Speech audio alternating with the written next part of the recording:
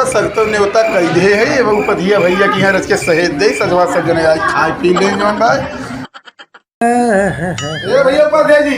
हाँ कहा महाराज पला की मसुरा राजा भैया हम का कहते हैं सजवा के पूजा सुने है। हाँ रच के सोचा था खिया पिया दे ब्राह्मणन के। अरे बड़ा निकर था भैया ही तो आया जौन बार उसके सजवा खाना खाई लिहेगा ना।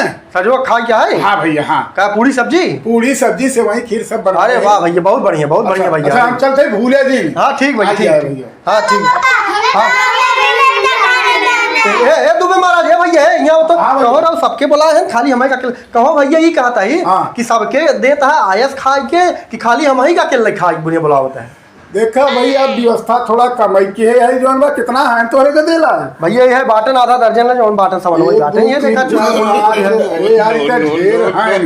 अच्छा तो एक काम की है गदेलवन के भेज दे अपना जीने आया जाने हम नहीं आई ना है अपना जी नहीं आए गदेलवन। चलो ठीक है कोनो बात ना भैया हम जिन किया है गदेलवन हम गदेलवन की खिया दे समूह कमेंट भेज दे। चलिए अच्छा ठीक भैया चलो भैया पला भैया मस्त राजा ए तो नन जानते हैं दोपहर कोनो खाना जिन खाए शाम के दूबे किए में होता बात दवाई एकदम जाए एकदम बच्चा के खाए हैं।